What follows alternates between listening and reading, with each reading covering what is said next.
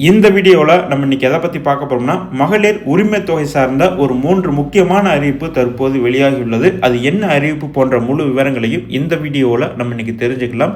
So இப்போ தான் நம்ம சேனலுக்கு நீங்கள் ஃபர்ஸ்ட் டைம் வர்றீங்கன்னா மறக்காமல் நம்ம சேனலை சப்ஸ்கிரைப் பண்ணிக்கோங்க. வாங்க தற்போது வீடியோக்குள்ளே போகலாம். ரேஷன் அட்டை மூலமாக மகளிர் உரிமை தொகை பெறும் குடும்ப தலைவிகளுக்கும் மேலும் மகளிர் உரிமை தொகை பெறாத ரேஷன் அட்டைதாரர்களுக்கும் குறிப்பாக புதிதாக விண்ணப்பிக்கும் ரேஷன் அட்டைதாரர்களுக்கும் ஒரு முக்கியமான செய்தி தற்போது வெளியாகியுள்ளது.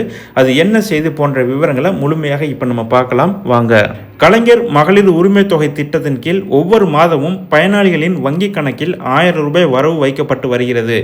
இந்த தொகையை உயர்த்தி பட்ஜெட் கூட்டத்தொடரில் அறிவிப்பு வெளியிடப்பட உள்ளதாக தகவல்கள் வெளியாகியுள்ளது.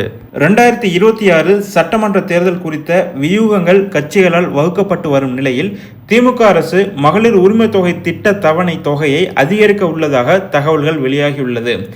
பொருளாதார ரீதியாக பெண்கள் யாரையும் சார்ந்திருக்க கூடாது, அவர்களது உழைப்பு அங்கீகரிக்கப்பட வேண்டும் என்பதற்காக உரிமை தொகை திட்டம் தொடங்கப்படுவதாக தமிழக அரசு அறிவித்தது.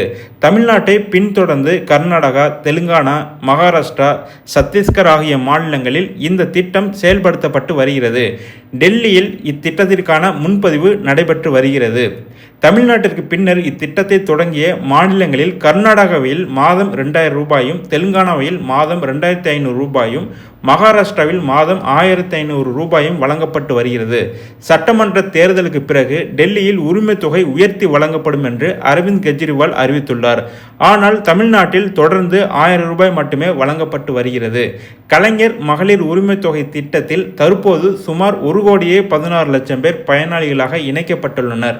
தொடர்ந்து பயனாளர்களை இணைப்பதற்கான பணிகள் நடைபெற்று வருகிறது.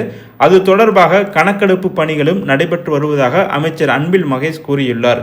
புதிதாக திருமணமாகியவர்கள், புதிய ரேஷன் அட்டைதாரர்கள், ஏற்கனவே விண்ணப்பித்து நிராகரிக்கப்பட்டவர்கள் என பலரும் இத்திட்டத்தில் இணைய ஆவலாக உள்ளனர். இந்த சூழலில் பயனாளிகளின் எண்ணிக்கை மட்டுமல்லாமல் உரிமை தொகை அளவும் அதிகரிக்க உள்ளதாக கோட்டை வட்டாரத்திலிருந்து வரும் தகவல்கள் தெரிவிக்கின்றன. மேலும் தேர்தலுக்கு முன்பாக பயனாளர்களின் எண்ணிக்கையில் ஓரிரு லட்சங்களை அதிகரிக்க திட்டமிடப்பட்டுள்ளது என்றும் உரிமை தொகையை 1000 ரூபாயிலிருந்து 1500 ரூபாய் என உயர்த்தி முடிவு செய்யப்பட்டுள்ளது என்றும் தகவல்கள் வெளியாகி வருகின்றன.